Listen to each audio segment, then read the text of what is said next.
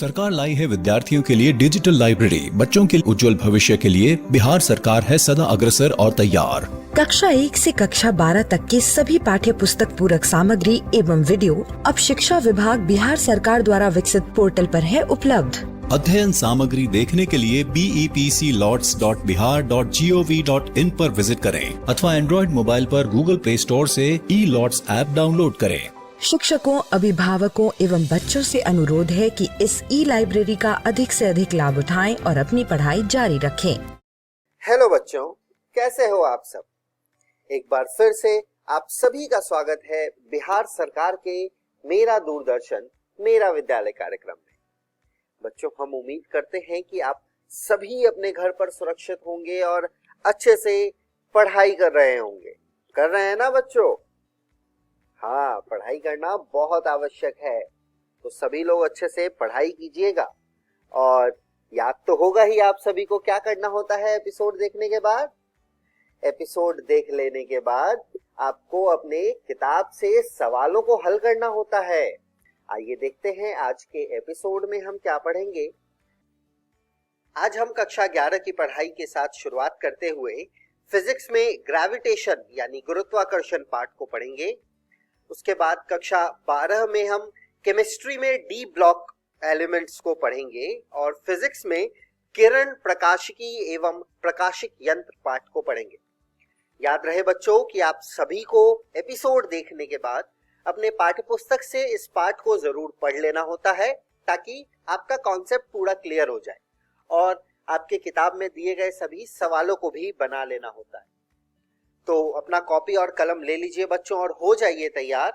हम शुरू करते हैं आज का एपिसोड।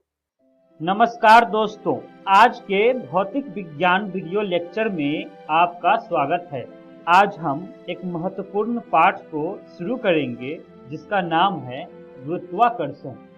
तो आइए दोस्तों, जानते हैं कि आज के वीडियो में हम लोग क्या क्या पढ़ेंगे। दोस्तों, सबसे पहले हम केपलर के नियम को जानेंगे और उसके बाद गुरुत्वाकर्षण का सार्वत्रिक नियम को भी समझेंगे। आइए आज के पहले विषय से शुरुआत करते हैं और जानते हैं केपलर के नियम के बारे में। हम जानते हैं कि केपलर का नियम ग्रहों की गति के नियम को बताती है। जोहान्स केपलर जर्मनी के महान खगोलिक वैज्ञानिक थे।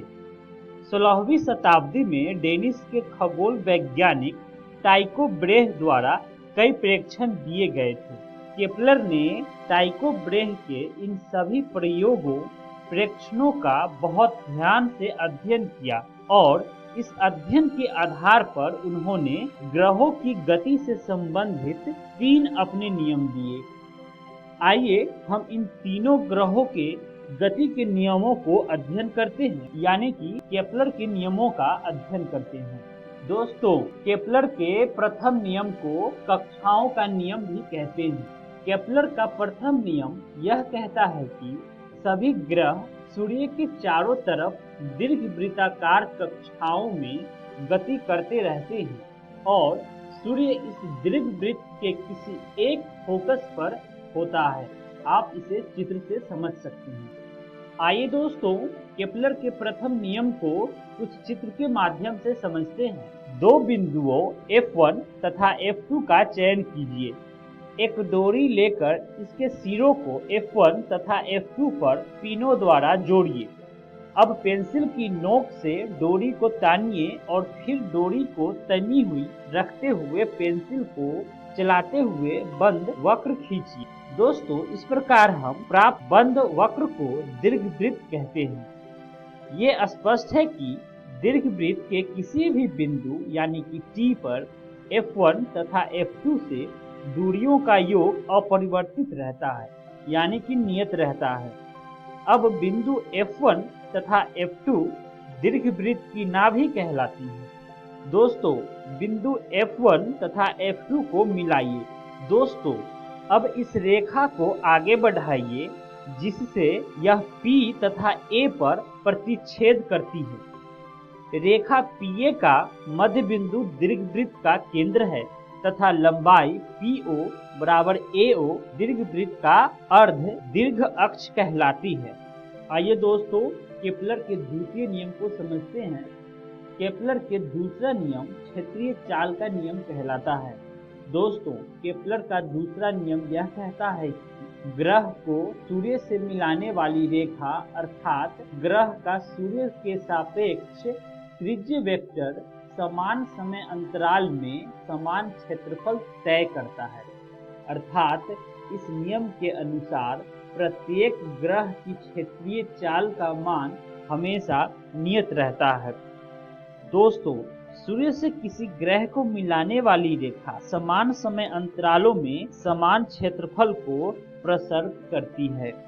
यह नियम हमें यह बताती है कि ग्रह उस समय धीमी गति करते हुए प्रतीत होता है जब वे सूर्य से अधिक दूरी पर होते हैं और सूर्य के निकट होने पर ग्रहों की गति अपेक्षाकृत तीव्र होती है। आइए दोस्तों, केपलर के तीसरे नियम को समझते हैं। केपलर का तीसरा नियम परिक्रमण काल का नियम कहलाता है। केपलर का तीसरा नियम यह कहता है कि किसी भी ग्रह द्वारा सूर्य के चारों ओर एक पूरा चक्कर लगाने में लगा हुआ समय T का वर्ग उसकी दीर्घ वृत्ताकार कक्षा के अर्ध दीर्घाक्ष तृतीय घात के समानुपाती होता है। आइए दोस्तों, केपलर के तीसरे नियम को सूत्र द्वारा समझते हैं। दोस्तों, माना किसी ग्रह का सूर्य के परितः परिक्रमण काल का मान T है तथा ग्रह के दीर्घ वृत्ताकार कक्षा के अर्ध दीर्घाक्ष का मान R है, तो इस नियम को निम्न समीकरण द्वारा प्रदर्शित किया जाता है। T का वर्ग समानुपाती होता है R के घन से। अब सामान्य रूप में समीकरण को हम कुछ ऐसे लिख सकते हैं, T1 का वर्ग बटे T2 का वर्ग बराबर R1 का घन बटे R2 का घन। आइए दोस्तों, केपलर के नियम को चित्र माध्यम से समझते हैं। मान लीजिए सूर्य मूल बिंदु पर है और यह भी मानिए कि ग्रह की स्थिति तथा संवेग को क्रमशः R तथा P से दर्शाया जाता है। तब m द्रव्यमान के ग्रह द्वारा डेल्टा T समय में प्रसर्पित क्षेत्रफल यानी कि डेल्टा A इस प्रकार व्यक्त किया जा सकता है। समीकरण डेल्टा A बराबर 1/2 ब्रैकेट में R गुना V डेल्टा T। चूंकि V बराबर 2/m होता है तो समीकरण को हम कुछ ऐसे भी लिख सकते हैं, डेल्टा A बटे डेल्टा T बराबर 1/2 ब्रैकेट में R गुना P बटे M। समीकरण को आगे हल करने पर हमें मिलेगा L/2m। यहाँ V वेग है तथा L कोणीय संवेग को दर्शाता है जो R गुना P के तुल्य है। अतः अंतिम समीकरण के अनुसार डेल्टा A बटे डेल्टा T एक नियतांक को बताता है। यही क्षेत्रफलों का नियम कहलाता है। दोस्तों, गुरुत्वाकर्षण का बल भी केंद्रीय बल ही है, इसलिए क्षेत्रफलों का नियम न्यूटन के नियमों के इसी लक्षण का पालन करता है। आइए दोस्तों, गुरुत्वाकर्षण का सार्वत्रिक नियम को समझते हैं। दोस्तों, न्यूटन को पेड़ से गिरते हुए सेब का प्रेक्षण करते हुए गुरुत्वाकर्षण के सार्वत्रिक नियम तक पहुंचने की प्रेरणा मिली। अब न्यूटन ने अपने विवेक के आधार पर यह स्पष्ट अनुभव किया कि Rm त्रिज्या की कक्षा में परिक्रमा करने वाले चंद्रमा पर पृथ्वी के गुरुत्व के कारण एक अभिकेंद्र त्वरण आरोपित होता है। इसका परिमाण कुछ इस समीकरण से दिया जाता है, Am बराबर V का वर्ग बटे Rm बराबर 4 पाई का वर्ग Rm बटे T का वर्ग। यहाँ V चंद्रमा की चाल को दर्शाता है जो आवर्तकाल T से इस प्रकार संबंधित है, V बराबर 2 पाई Rm बटे T। दोस्तों, न्यूटन ने गुरुत्वाकर्षण के सार्वत्रिक नियम को कुछ इस प्रकार बताया, क्योंकि इस विश्व में प्रत्येक पिंड हर दूसरे पिंड को एक बल द्वारा आकर्षित करता है, जिसका परिमाण दोनों पिंडों के द्रव्यमानों के गुणनफल के अनुक्रमानुपाती तथा उनके बीच की दूरी के वर्ग के व्युत्क्रमानुपाती होता है।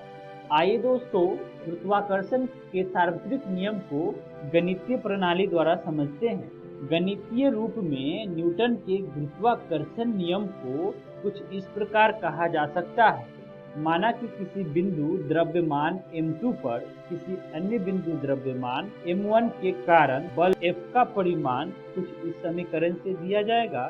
F बराबर G गुना m1 गुना m2 बटे r का वर्ग। चूंकि सदिश रूप में समीकरण को कुछ इस प्रकार व्यक्त किया जा सकता है। F बराबर G गुना m1 गुना m2 बटे r का वर्ग गुणित माइनस r सदिश। समीकरण को आगे हल करने पर हमें मिलेगा F बराबर माइनस G गुना m1 गुना m2 बटे r का वर्ग गुना r सदिश, जिसे आगे हल करने पर समीकरण हमें कुछ ऐसा मिलेगा माइनस G गुना m1 गुना m2 बटे r का घन गुना r सदिश। यहाँ G सार्वत्रिक गुरुत्वीय नियतांक को दर्शाता है। दोस्तों चित्र को देखिए। बिंदु द्रव्यमान m1 पर बिंदु द्रव्यमानों m2, m3 और m4 के द्वारा आरोपित कुल गुरुत्वाकर्षण बल इन द्रव्यमानों द्वारा m1 पर लगाए गए व्यष्टिगत बलों के सदिश योग के बराबर होता है। तब m1 पर कुल बल होगा।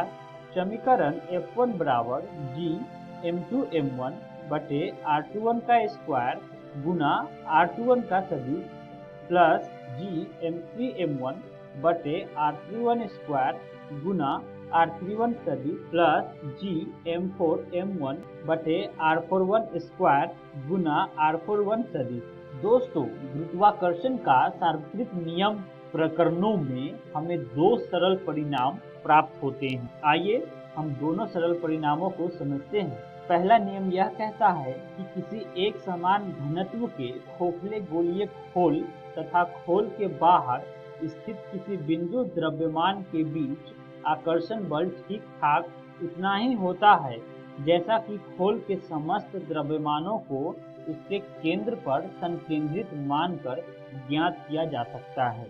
दोस्तों दूसरा परिणाम यह कहता है कि एक समान घनत्व के किसी खोखले गोले के कारण उसके भीतर स्थित किसी बिंदु द्रव्यमान पर आकर्षण बल शून्य होता है। इस प्रकार दोस्तों हम आज के वीडियो का सारे विषयों का अध्ययन कर चुके हैं। आइए एक बार फिर से जानते हैं कि आज के वीडियो में हमने क्या क्या सीखा।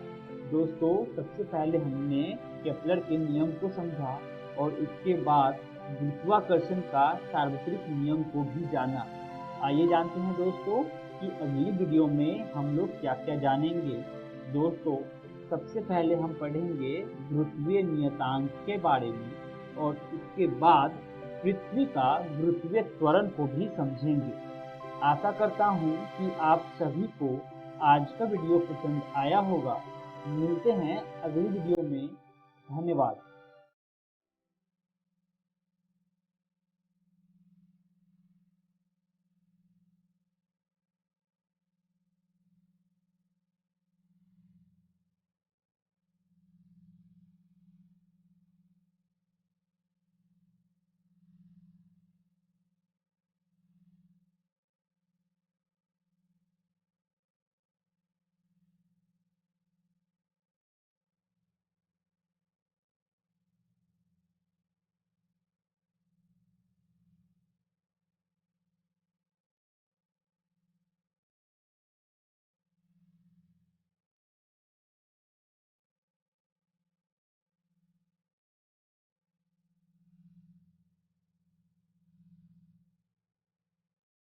नमस्कार दोस्तों, आज हम डी एवं एफ ब्लॉक के तत्वों का तीसरा भाग शुरू करने जा रहे हैं। वीडियो को शुरू करने से पहले आइए देखते हैं कि आज की इस वीडियो में हम कौन कौन सी चीजों के बारे में बात करने वाले हैं। इस वीडियो में सबसे पहले हम उच्चतम ऑक्सीकरण अवस्थाओं के स्थायित्व की प्रवृत्तियां पढ़ेंगे और उसके बाद हम अन्य भौतिक गुणों के बारे में पढ़ेंगे। तो आइए शुरू करते हैं उच्चतम ऑक्सीकरण अवस्थाओं के स्थायित्व की प्रवृत्तियां। अभी जो आपके सामने टेबल आई है ये स्थायी हैलाइडों को दर्शाती है। उच्चतम ऑक्सीकरण संख्या TiX4, VF5 और CrF6 में प्राप्त होती है। Mn की +7 ऑक्सीकरण अवस्था सरल हैलाइड में प्रदर्शित नहीं होती परंतु MnO3F ज्ञात है और Mn के पश्चात सिवाय FeX3 और COF3 के कोई भी धातु ट्राइहेलाइड नहीं बनाते। अधिकतम ऑक्सीकरण अवस्था को स्थायित्व प्रदान करने की फ्लोरीन की क्षमता या तो इसकी उच्च जालक ऊर्जा के कारण होती है, जैसे कि COF3 के संदर्भ में, या उच्च सहसंयोजक यौगिक जैसे VF5 और CrF6 में उच्च आबंध एंथैल्पी के कारण होती है। अब अगर हम अगली टेबल के बारे में बात करें तो वो कुछ इस प्रकार है। ये टेबल दर्शाती है जितने भी धातुओं के ऑक्साइड हैं उनको। ऑक्सीजन की उच्चतम ऑक्सीकरण अवस्था को स्थायित्व प्रदान करने की क्षमता ऑक्साइडों में प्रदर्शित होती है। ऑक्साइडों में उच्चतम ऑक्सीकरण संख्या उनकी वर्ग संख्या से मेल खाती है। तो आप इस टेबल को अपनी कॉपी में बना लीजिए। हम आगे बढ़ेंगे और बात करेंगे रासायनिक अभिक्रियाशीलता की। संक्रमण धातुओं की रासायनिक अभिक्रियाशीलता व्यापक रूप से परिवर्तनशील है। बहुत सी धातुएं पर्याप्त वैद्युतधनीय हैं तथा खनिज अम्लों में विलेय हैं, जबकि कुछ धातुएं उत्कृष्ट हैं जो कि साधारण अम्लों द्वारा प्रभावित नहीं होती। कॉपर धातु को छोड़कर प्रथम श्रेणी के तत्व अपेक्षाकृत अधिक अभिक्रियाशील होते हैं, जो 1M H+ आयनों द्वारा ऑक्सीकृत हो जाते हैं। अब हम बात करेंगे कुछ चुंबकीय गुणों की। तो 3 तरह के चुंबकीय गुण होते हैं। अब हम बात करेंगे चुंबकीय गुणों की। पदार्थ पर चुंबकीय क्षेत्र अनुप्रयुक्त करने पर मुख्यतः 2 प्रकार के चुंबकीय व्यवहार प्रदर्शित होते हैं। पहला होता है प्रतिचुंबकत्व, जिसे हम अंग्रेजी में डायामैग्नेटिज्म कहते हैं। प्रतिचुंबकीय पदार्थ अनुप्रयुक्त चुंबकीय क्षेत्र द्वारा प्रतिकर्षित होते हैं। जो दूसरा होता है वो उसे कहते हैं अनुचुंबकत्व, जिसे हम अंग्रेजी में पैरामैग्नेटिज्म भी कहते हैं। अनुचुंबकीय पदार्थ चुंबकीय क्षेत्र द्वारा आकर्षित होते हैं। जो पदार्थ चुंबकीय क्षेत्र में प्रबल रूप से आकर्षित होते हैं वे लोह चुंबकीय होते हैं। इन्हें अंग्रेजी में फेरोमैग्नेटिक भी कहते हैं। अगर मैं आपको एग्जांपल दूं फेरोमैग्नेटिक एलिमेंट्स का, तो वो है आपका आयरन, आपका निकल और कोबाल्ट। वास्तव में लोह चुंबकत्व अनुचुंबकत्व का चरम स्वरूप है। बहुत से संक्रमण धातु आयन अनुचुंबकीय हैं। अनुचुंबकत्व की उपस्थिति अयुग्लित इलेक्ट्रॉनों की उपस्थिति के कारण होती है, यानी कि जो अनपेयर्ड इलेक्ट्रॉन्स होते हैं उनके होने के कारण पैरामैग्नेटिज्म होता है। आप यहाँ पर किसी भी तत्व का मैग्नेटिक मोमेंट निकाल सकते हैं। मैग्नेटिक मोमेंट को हिंदी में चुंबकीय आघूर्ण कहते हैं। इसका फॉर्मूला कुछ इस प्रकार होता है, और यहाँ पर म्यू इक्वल टू √n+2 होता है। यहाँ पर जो n है वो अयुग्लित इलेक्ट्रॉनों की संख्या है। ये फॉर्मूला आपको याद रखना है। इस पर बेस्ड क्वेश्चंस परीक्षा में पूछे जाते हैं। आपको n की वैल्यू दे दी जाएगी और आपसे म्यू की वैल्यू पूछेंगे, या फिर उल्टा भी हो सकता है, आपको म्यू की वैल्यू दे दें और n की वैल्यू आपसे पूछें। तो आपको ये फॉर्मूला याद रखना है। तो ये हमने बात करी चुंबकीय गुणों की। अब हम आगे बढ़ते हैं और बात करते हैं रंगीन आयनों के बनने की। जब निम्न ऊर्जा वाले डी कक्षक से इलेक्ट्रॉन का उत्तेजन उच्च ऊर्जा वाले डी कक्षक में होता है, तो उत्तेजन ऊर्जा, जिसे हम अंग्रेजी में एनर्जी ऑफ एक्साइटेशन कहते हैं, उसका मान अवशोषित प्रकाश की आवृत्ति के संगत होता है। सामान्यतः यह आवृत्ति दृश्य प्रक्षेत्र में स्थित होती है। दृश्य प्रक्षेत्र को विजुअल रीजन कहते हैं। प्रेक्षित रंग अवशोषित प्रकाश का पूरक रंग होता है। अब हम बात करेंगे संकुलन यौगिकों के बनने की। संकुलन यौगिक वे यौगिक होते हैं जिनमें धातु आयन निश्चित संख्या में ऋणायन अथवा उदासीन अणुओं से बंधन करके संकुलन स्पीशीज बनाते हैं, जिनमें अपने अभिलक्षणिक गुण होते हैं। ये कुछ उदाहरण हैं संकुलन यौगिकों के। आप इन्हें अपनी कॉपी में लिख सकते हैं। अब हम बात करेंगे उत्प्रेरकीय गुणों की। संक्रमण धातुएं तथा इनके यौगिक उत्प्रेरकीय सक्रियता के लिए जाने जाते हैं। संक्रमण धातुओं का यही गुण उनकी परिवर्तनशील संयोजकता एवं संकुल यौगिक के बनाने के गुण के कारण है। उत्प्रेरक के ठोस पृष्ठ पर अभिकारक के अणुओं तथा उत्प्रेरक की सतह के परमाणुओं के बीच आबंधों की रचना होती है। आबंध बनाने के लिए प्रथम संक्रमण श्रेणी की धातुएं 3D एवं 4s इलेक्ट्रॉनों का उपयोग करती हैं। परिणाम स्वरूप उत्प्रेरक की सतह पर अभिकारक की सांद्रता में वृद्धि हो जाती है तथा अभिकारक के अणुओं में उपस्थित आबंध दुर्बल हो जाते हैं। ऑक्सीकारक अवस्थाओं में परिवर्तन हो सकने के कारण संक्रमण धातुएं उत्प्रेरक के रूप में अधिक प्रभावी होती हैं। अब हम बात करेंगे अंतराकाशी यौगिकों के बनने की। जब संक्रमण धातुओं के क्रिस्टल जालक के भीतर छोटे आकार वाले परमाणु जैसे H, N या C संपाशित हो जाते हैं तो अंतराकाशी यौगिकों की रचना होती है।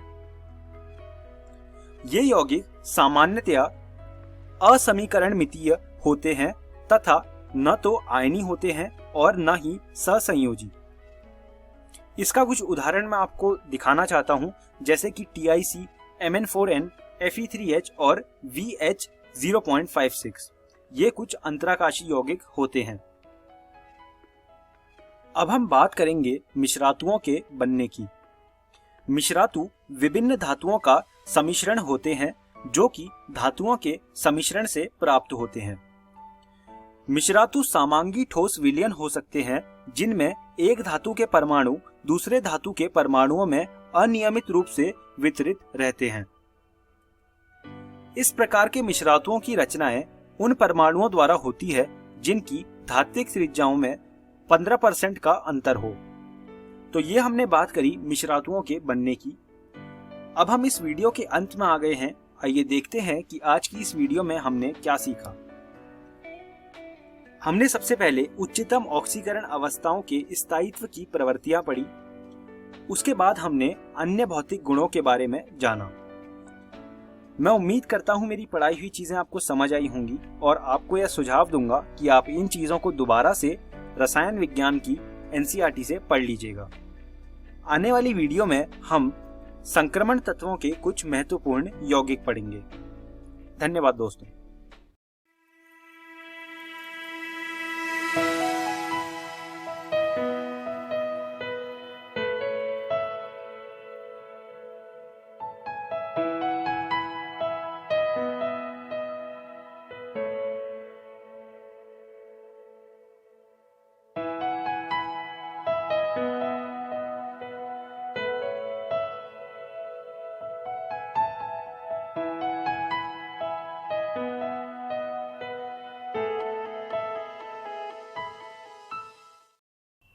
हेलो दोस्तों, भौतिकी की इस कक्षा में आप सभी का स्वागत है।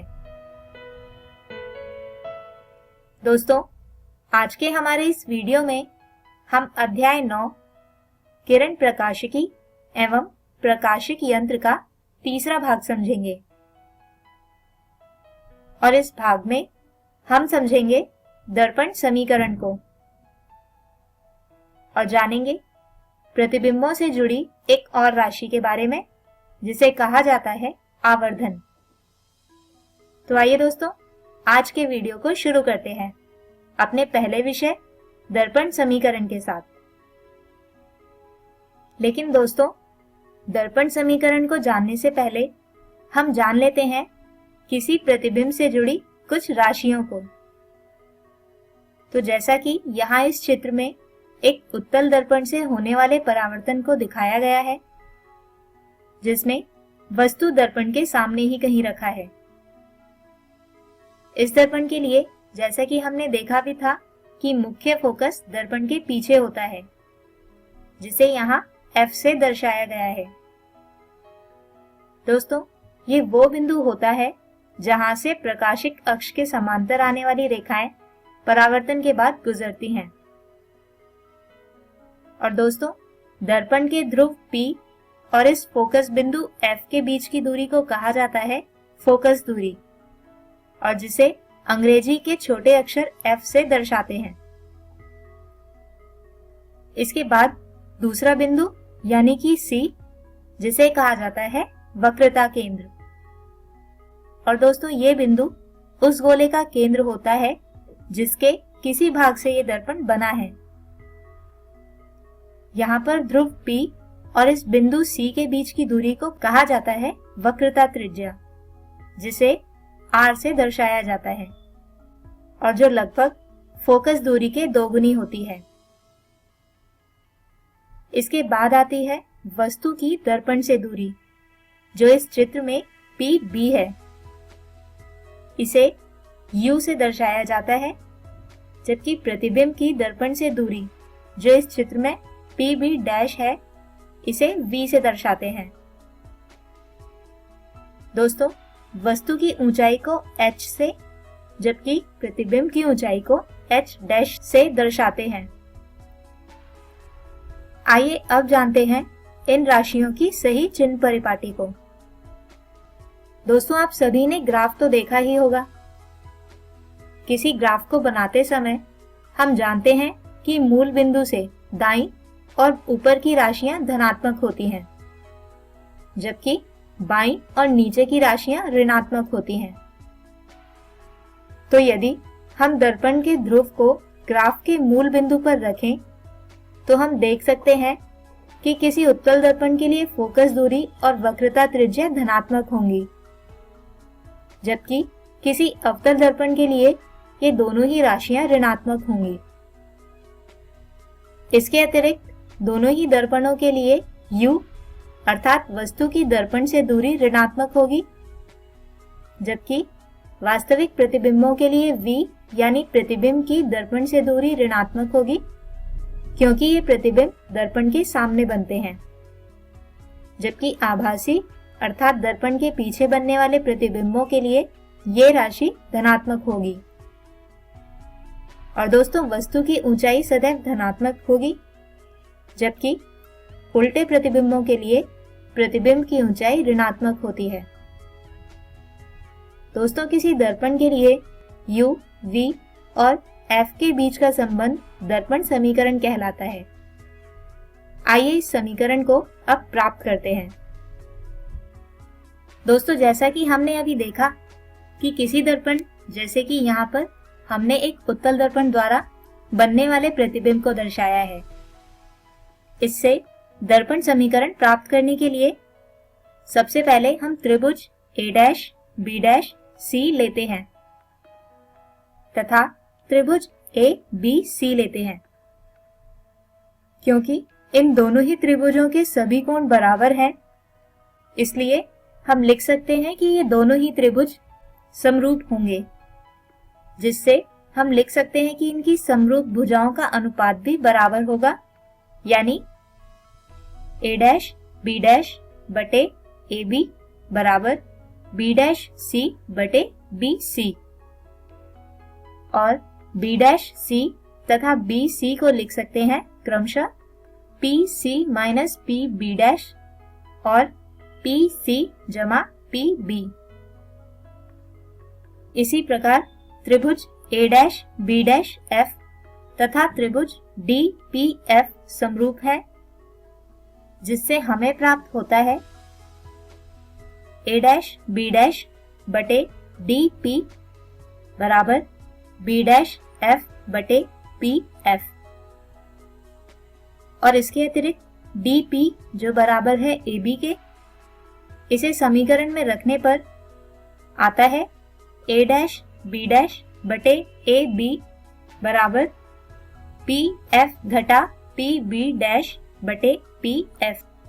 दोस्तों, अब हम इन दोनों ही प्राप्त समीकरणों के दाएं पदों को बराबर रख सकते हैं, क्योंकि इनके बाएं पद समान हैं। तो इनसे प्राप्त होती है समीकरण PC घटा PB' बटे PC जमा PB बराबर PF घटा PB' बटे PF। चलिए इसे एक बार फिर से लिख लेते हैं। अब जैसा कि हम किसी ग्राफ को बनाते समय ध्यान रखते हैं कि y अक्ष के बाईं ओर x का मान ऋणात्मक और दाईं ओर धनात्मक होता है, ठीक उसी प्रकार हम मान लेते हैं कि यहाँ पर ये दर्पण y अक्ष पर ही है, यानी इसके भी बाईं ओर वाली राशि ऋणात्मक तथा दाईं ओर वाली राशि धनात्मक होंगी। चलिए अब इन्हीं चिन्हों के साथ हम इस समीकरण में राशियों का मान रखते हैं, यानी PC जो बराबर होगा 2F के और PB' जो बराबर है V के, जबकि PB होगा U। किंतु क्योंकि ये दर्पण के बाईं ओर है इसलिए ये ऋणात्मक होगा। इसके अतिरिक्त PF जो होगा F, तो राशियों का मान रखने तथा इसे हल करने पर आता है UF जमा VF बराबर UV। दोस्तों यदि अब इस समीकरण के प्रत्येक पद को UVF से विभाजित किया जाए तो इससे हमें प्राप्त होती है दर्पण समीकरण, जो होगी 1/V जमा 1/U बराबर 1/F, जिसके आधार पर किन्हीं प्राप्त दो राशियों से तीसरी राशि का मान प्राप्त किया जा सकता है। आइए अब समझते हैं बिंदुओं से जुड़ी एक और राशि को, जिसे कहा जाता है आवर्धन। दोस्तों आवर्धन किसी वस्तु के प्रतिबिंब के आकार में वस्तु के संदर्भ में घटना या बढ़ना कहलाता है, या फिर प्रतिबिंब के आकार और वस्तु के आकार का अनुपात आवर्धन कहलाता है। दोस्तों आवर्धन को m से दर्शाया जाता है, जो बराबर होता है h'/h या फिर ऋणात्मक v/u के। तो दोस्तों इसी विषय के साथ हम खत्म करते हैं आज के हमारे इस वीडियो को, और एक बार दोहरा लेते हैं आज के इस वीडियो में समझाए गए विषयों को। दोस्तों आज के हमारे इस वीडियो में हमने प्राप्त किया दर्पण समीकरण को, जिसके बाद हमने जाना आवर्धन को और प्राप्त किया आवर्धन को प्राप्त करने के लिए सूत्र। तो उम्मीद करते हैं दोस्तों कि आपको आज का ये वीडियो समझ आया होगा। अगले वीडियो में हम समझेंगे इसी पाठ के कुछ और विषयों को, जो हैं अपवर्तन का नियम, जिसके बाद हम देखेंगे किसी कांच के टुकड़े द्वारा अपवर्तन को, और इसके बाद समझेंगे जल में किसी वस्तु की स्पष्ट गहराई को। तब तक के लिए गुड बाय।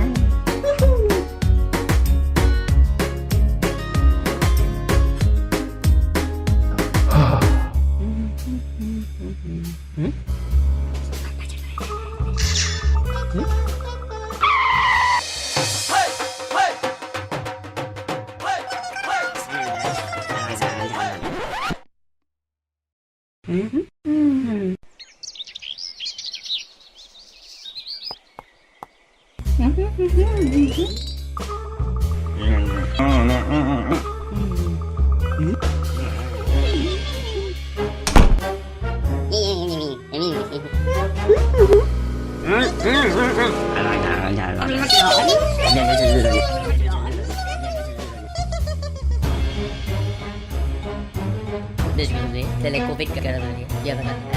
Alam mo.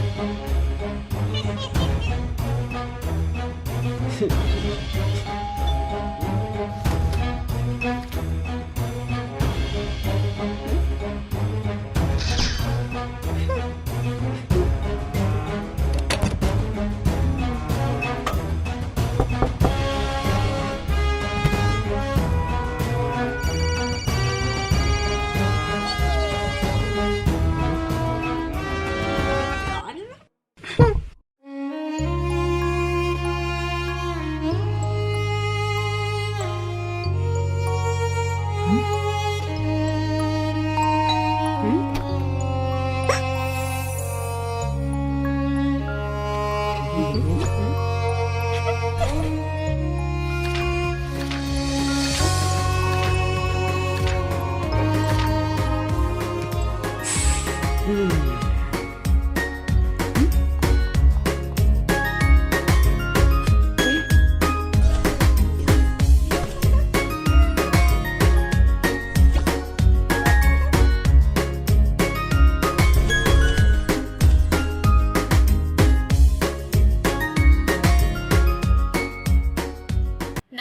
दोस्तों, आज हम अध्याय समाकलन के अनुप्रयोग का भाग 2 पढ़ने वाले हैं।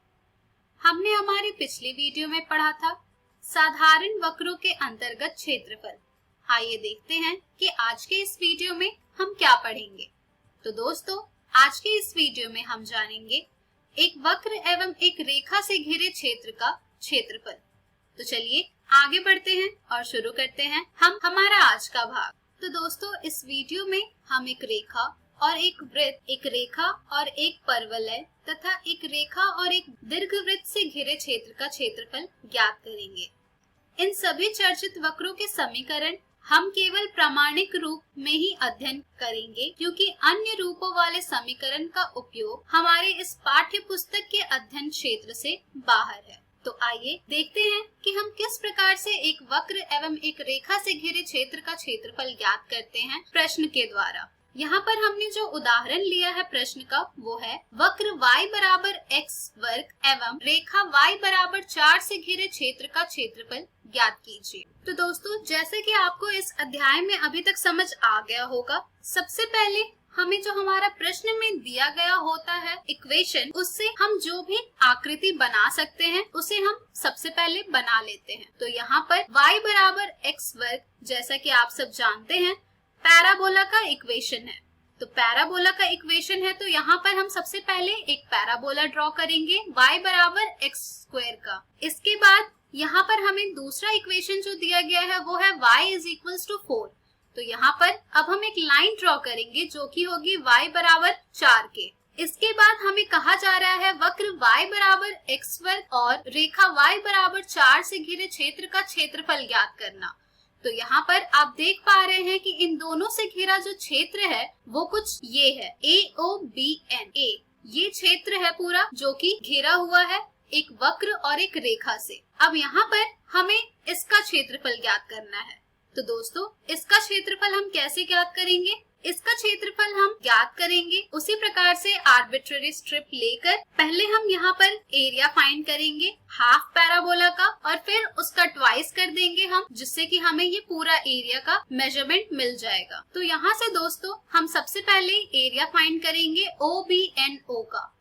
तो ये OBNO का एरिया हम कैसे फाइंड करेंगे? एक आर्बिट्ररी स्ट्रिप लेकर। यहाँ पर हमने जो आर्बिट्ररी स्ट्रिप लिया है वो हॉरिजॉन्टल लिया है। तो यहाँ से हमें इसकी लेंथ मिल जा रही है x और विड्थ मिल जा रहा है dy। तो यहाँ से हमें जो हमारे क्षेत्र का क्षेत्रफल का जो सूत्र प्राप्त हो रहा है वो हो जाएगा 2 गुने दिए हुए वक्र y अक्ष एवं रेखाएं y बराबर 0 तथा y बराबर 4 से घिरे क्षेत्र BONB का क्षेत्रफल। यानी कि यहाँ पर आप देख सकते हैं कि जब आप BONB का क्षेत्रफल ज्ञात कर लेंगे और उसका जब आप दुगना कर देंगे तो आपको वक्र और रेखा से घिरे हुए क्षेत्र का क्षेत्रफल प्राप्त हो जाएगा। क्योंकि हमारा जो दिया हुआ समीकरण है y बराबर x वर्ग द्वारा निरूपित वक्र y अक्ष के परितः सममित एवं परवलय है, यानी कि हमारा जो पैराबोला है वो सिमेट्रिकल है y एक्सिस के। तो यहाँ से जो हमारा डेराइव्ड फॉर्मूला मिल रहा है दोस्तों वो मिल रहा है 2 गुने इंटीग्रेशन x dy, जहाँ हमारे y की लिमिट होगी 0 से लेकर 4 तक। अब आप सोच रहे होंगे कि 0 से 4 हमने लिमिट क्यों लिया है? तो आप देख सकते हैं कि हमें कहाँ से कहाँ तक की वैल्यू चाहिए। तो यहाँ पर हमारी जो स्टार्टिंग है वैल्यू की वो 0 है और जहाँ एंडिंग है वो 4 है। तो जब आप इस इंटीग्रेशन को फर्दर सॉल्व करेंगे x की वैल्यू पुट करके तो आपको आपका एरिया मिल जाएगा। अब यहाँ पर हमारा जो प्रश्न उठता है वो ये होता है कि x का मान अब हम कैसे प्रतिस्थापित करेंगे। तो हमारा जो इक्वेशन यहाँ पर दिया हुआ है उससे अब हम x का मान ज्ञात करेंगे। तो यहाँ से हमें x का मान प्राप्त हो रहा है वर्गमूल y। जब आप इसे प्रतिस्थापित करेंगे दिए गए फॉर्मूला में तो आपको मिल जाएगा 2 गुने इंटीग्रेशन √y dy, जहां y की लिमिट होगी 0 से लेकर 4 तक। अब आप इसे फर्दर सॉल्व करेंगे तो आपको मिल जाएगा 2 multiplied by 2/3 multiplied by y to the power 3/2, where the lower limit is 0 and the upper limit is 4। जिसे आप फर्दर सॉल्व करेंगे तो यहाँ से आपको मिल जाएगा 4/3 multiplied by 4 to the power 3/2 minus 0। इसे आप फर्दर सॉल्व करेंगे तो यहाँ से आपको एरिया मिल जाएगा 32/3। तो दोस्तों देखा आपने कि किस तरह आप बेसिक फॉर्मूला को यूज करके एक कर्व और एक रेखा से घिरे क्षेत्र का क्षेत्रफल भी ज्ञात कर पा रहे हैं। इस प्रश्न में आपने ये जो आर्बिट्ररी स्ट्रिप लिया है इसे आप चाहे वर्टिकल भी ले सकते हैं, उससे भी आपको आपके क्षेत्रफल में कोई अंतर प्राप्त नहीं हो, केवल उसे हल करने की प्रक्रिया थोड़ी बड़ी हो जाएगी। तो आइए उसे भी देख लेते हैं कि जब आप पैराबोला और एक लाइन के इनक्लोज्ड एरिया फाइंड करेंगे वर्टिकल आर्बिट्ररी स्ट्रिप लेकर तो आपको वो किस प्रकार से सॉल्व करना पड़ेगा। तो दोस्तों जब आप वर्टिकल स्ट्रिप लेंगे गिवन पैराबोला और लाइन से इनक्लोज्ड एरिया में तो आपको उसकी लेंथ मिल जाएगी यहाँ से y और जो विड्थ मिलेगा वो हो जाएगा dx। उसके बाद आपको जो गिवन वैल्यूज दी गई हैं ये सभी y के टर्म्स में है, तो इसे अब आपको x में करना पड़ेगा। तो यहाँ पर जब आप इस दोनों गिवन इक्वेशन को फर्दर सॉल्व करेंगे तो यहाँ से आपको जो नया ऑर्डिनेट मिल जाएगा वो मिलेगा -2 और 2। तो जब आप इसका एरिया फाइंड करेंगे तो आपको यहाँ पर इसकी लोअर लिमिट और अपर लिमिट मिलेगी -2 से लेकर 2। तो हमारे इस गिवन एरिया का फॉर्मूला आ जाएगा 2 multiplied by integration y dx, जहाँ पर x की लिमिट हो जाएगी -2 से लेकर 2 तक। जब आप यहाँ पर y की वैल्यू पुट करेंगे तो आपको मिल जाएगा 4 - x² dx। अब ये आपको कहाँ से मिलेगा? ये आपको मिलेगा जब आप आर्बिट्ररी स्ट्रिप के अपर और लोअर y कोऑर्डिनेट्स को सब्ट्रैक्ट करेंगे। तो यहाँ से आपको मिल जाएगा 2 multiplied by integration 0 to 2 4 - x² dx, जहाँ x की लिमिट होगी 0 से लेकर 2 तक। अब आप सोच रहे होंगे कि ये लिमिट कैसे बदल गई? तो दोस्तों ये लिमिट बदली है using the formula of integration. अब आप इसे आसानी से सॉल्व कर पाएंगे क्योंकि इसका इंटीग्रेशन आपको पता है कि क्या आएगा। तो यहाँ से जब आप इसे फर्दर सॉल्व करेंगे तो आपको ये मिल जाएगा 2 multiplied by 4x - x to the power 3/3, where lower limit is 0 and the upper limit is 2। अब आप इसे फर्दर सॉल्व करेंगे तो आपको ये मिल जाएगा 2 multiplied by 8 - 8/3। जिसे आप फर्दर सॉल्व करेंगे तो आपको एरिया मिल जाएगा enclosed by a curve and a line is equals to 32/3। तो देखा आपने दोस्तों कि किस तरह से आप वर्टिकल और हॉरिजॉन्टल स्ट्रिप लेकर एक कर्व और एक लाइन का इनक्लोज्ड एरिया कैसे फाइंड करते हैं। लेकिन इस तरह के क्वेश्चन का अगर आपको एरिया फाइंड करना हो तो मोस्ट प्रेफरेबल होगा कि आप वर्टिकल स्ट्रिप ही लें। आइए अब हम बढ़ते हैं हमारे नेक्स्ट क्वेश्चन की ओर। हमारा अगला क्वेश्चन है दीर्घवृत्त x² + a² + y² is equals to 1 एवं कोटियों x इज इक्वल्स टू 0 और x is equals to a से घिरे क्षेत्र का क्षेत्रफल ज्ञात कीजिए, जहां b² is equals to a² multiplied by 1 - e² एवं e 1 से छोटा है। तो दोस्तों जैसा कि आपको ये क्वेश्चन पढ़कर समझ आ रहा होगा, यहाँ पर आपको सबसे पहले एक दीर्घवृत्त बनाना होगा दिए गए समीकरण से। तो सबसे पहले चलिए हम दीर्घवृत्त बनाते हैं। जब आप दीर्घवृत्त बनाएंगे तो आपको वो कुछ इस प्रकार का मिलेगा, जिसमें कि हमारा जो ऑर्डिनेट है वो x बराबर 0 है और x बराबर a ही है। जब आप उन सभी को प्रतिस्थापित करने के बाद उन सब का नाम दे देंगे तो आपको यहाँ पर जो घिरा हुआ क्षेत्रफल ज्ञात करना है वो आपको प्राप्त होगा। तो दोस्तों यहाँ पर आपको जो एरिया फाइंड करना है वो फाइंड करना है BOB-RSB का। इसका इनक्लोज्ड एरिया फाइंड करना है। तो इसका इनक्लोज्ड एरिया फाइंड करने के लिए यहाँ पर भी हम एक आर्बिट्ररी स्ट्रिप यूज करेंगे। आर्बिट्ररी स्ट्रिप हम कैसे यूज करेंगे? तो आर्बिट्ररी स्ट्रिप हम BOFSB पर ड्रॉ करेंगे।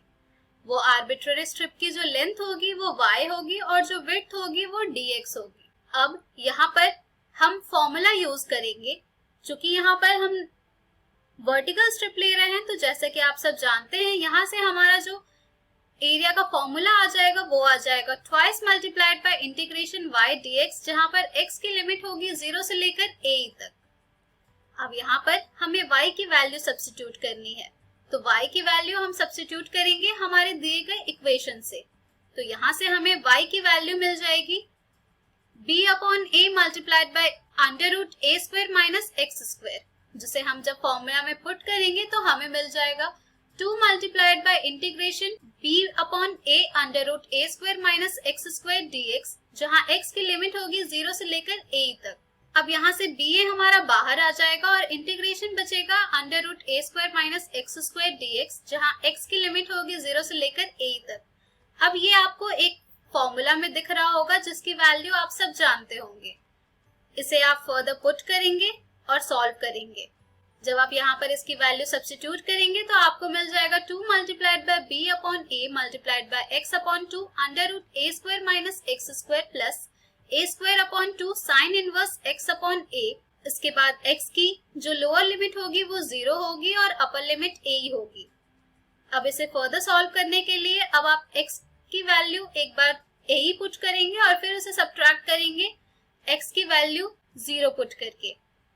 अब यहाँ से आप इसे जब फर्दर सॉल्व करेंगे तो आपको ये मिल जाएगा 2b upon 2a multiplied by a under root a square minus a square e square plus a square sine inverse e, जिसे आप फर्दर सॉल्व करेंगे तो आपको ये मिल जाएगा ab multiplied by e under root 1 minus e square plus sine inverse e, और यही हो जाएगा दीर्घवृत्त x square upon a square plus y square upon b square is equals to 1 एवं कोटियों x बराबर 0 और x बराबर a से घिरे क्षेत्र का क्षेत्रफल। तो दोस्तों देखा आपने कि किस तरह से हम बेसिक फॉर्मूला का यूज करके area related to a curve and a line हम फाइंड कर पा रहे हैं। इस तरह के और भी क्वेश्चन आपको आपकी एनसीईआरटी बुक में मिल जाएंगे जिन्हें आप जरूर सॉल्व करें। जितना ज्यादा आप इस तरह के क्वेश्चन सॉल्व करेंगे उतना ज्यादा ही आपका कॉन्सेप्ट क्लियर होते जाएगा। इसी के साथ हमारा ये वीडियो अब समाप्त होता है। तो दोस्तों आज के इस वीडियो में आपने क्या सीखा? इस वीडियो में आपने सीखा एक वक्र एवं एक रेखा से घिरे क्षेत्र का क्षेत्रफल हम किस तरह से प्राप्त करते हैं। हम हमारी अगली वीडियो में जानेंगे दो वक्रों के मध्यवर्ती क्षेत्र का क्षेत्रफल। धन्यवाद।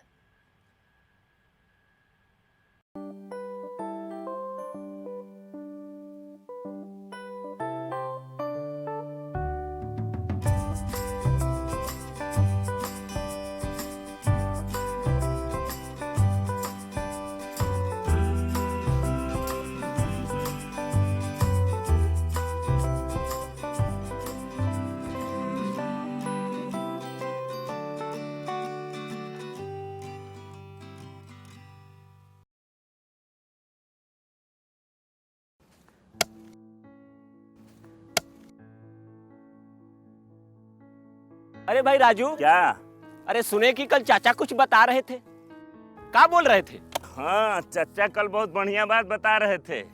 कह रहे थे कि हम लोगों को अपने बच्चा लोग के पढ़ाई लिखाई पे ध्यान देना चाहिए। सिर्फ स्कूल भेजने से कुछ नहीं होता। बात तो ठीक है, लेकिन हम लोग ये करेंगे कैसे? हम लोगों को तो पढ़ना लिखना भी नहीं आता है। हम भी यही सोच रहे थे। अरे वो देखो, मास्टर साहब भी सही टाइम पे आ गए। चलो उन्हीं से पूछ लेते हैं। मास्टर साहब प्रणाम। प्रणाम प्रणाम। मास्टर साहब आपसे एक बात का जानकारी लेना था। हाँ पूछिए। अब हम लोग तो ठहरे कम पढ़े लिखे आदमी, हाँ। लेकिन हम लोग का बच्चा लोग स्कूल में जाके क्या करता है, क्या सीखता है, क्या पढ़ता है, ये हम लोग कैसे जानेंगे? होता आसान है। अच्छा कैसे? चलिए आप लोग स्कूल में, हम बताते हैं। जी जी चलिए। जी सर चलिए। चलो चलो। हाँ हाँ चलिए। हाँ हाँ मीठा लेते हैं। चल। आइए, ये देखिए, ये है क्लास 3 का अधिगम प्रतिफल पोस्टर। इसका मतलब है यदि आपका बच्चा वर्ग 3 में पढ़ता है तो उसे इस पोस्टर में जो लिखी गई सारी चीजें उसे जानकारी होनी चाहिए। ये क्या है? पक्षी। और ये क्या है? पेड़। यानी कि तीसरी कक्षा समाप्त होते होते आपका बच्चा पशु, पक्षी, फूल, पत्ती आदि के बारे में सीख जाएगा। हर क्लास और हर विषय के लिए अधिगम प्रतिफल पोस्टर बनाए गए हैं। आइए कुछ दूसरे तरीके जानते हैं। जी सर।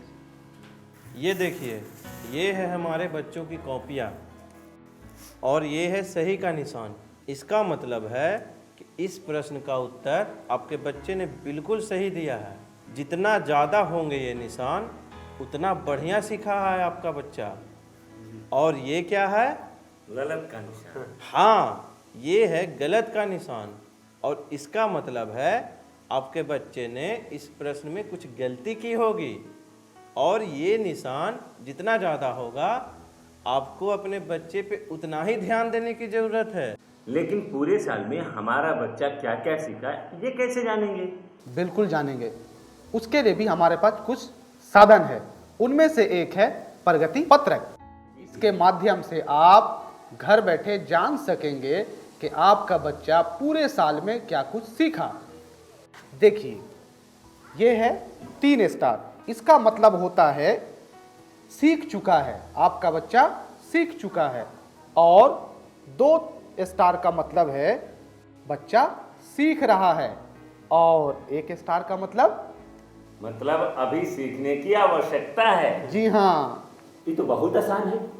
अब तो हम जैसे बिना पढ़े लिखे लोग भी अपने बच्चों की कॉपी आसानी से जांच कर पाएंगे। बिल्कुल जांच पाएंगे मनोज। हाँ। मास्टर साहब, आपने तो बिल्कुल सही बात बताई थी।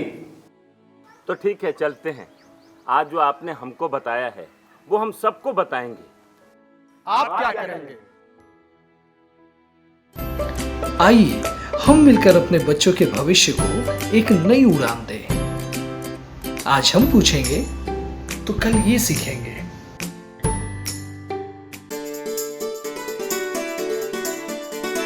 डर से नहीं, तैयारी से आगे कदम बढ़ाना है। रुकी जिंदगी में चहल पहल वापस फिर से लाना है। धोकर हाथ पहन कर मास्क सुरक्षित जीवन चलाना है। सुरक्षित जीवन चलाना है। डर कर नहीं, तैयारी से आगे कदम बढ़ाना है। टीकाकरण की शुरुआत हो गई है, पर पहले की तरह हमें मास्क लगाना और 2 गज की दूरी बनाए रखना अभी भी जरूरी है। स्वास्थ्य विभाग और सूचना एवं जनसंपर्क विभाग बिहार सरकार द्वारा जनहित में जारी। जीतेगा बिहार। सरकार लाई है विद्यार्थियों के लिए डिजिटल लाइब्रेरी। बच्चों के उज्जवल भविष्य के लिए बिहार सरकार है सदा अग्रसर और तैयार। कक्षा 1 से कक्षा 12 तक की सभी पाठ्य पुस्तक पूरक सामग्री एवं वीडियो अब शिक्षा विभाग बिहार सरकार द्वारा विकसित पोर्टल पर है उपलब्ध। अध्ययन सामग्री देखने के लिए BEPCLOTS.bihar.gov.in पर विजिट करें अथवा एंड्रॉइड मोबाइल पर गूगल प्ले स्टोर से E-LOTS ऐप डाउनलोड करें। शिक्षकों, अभिभावकों एवं बच्चों से अनुरोध है कि इस ई लाइब्रेरी का अधिक से अधिक लाभ उठाएं और अपनी पढ़ाई जारी रखें।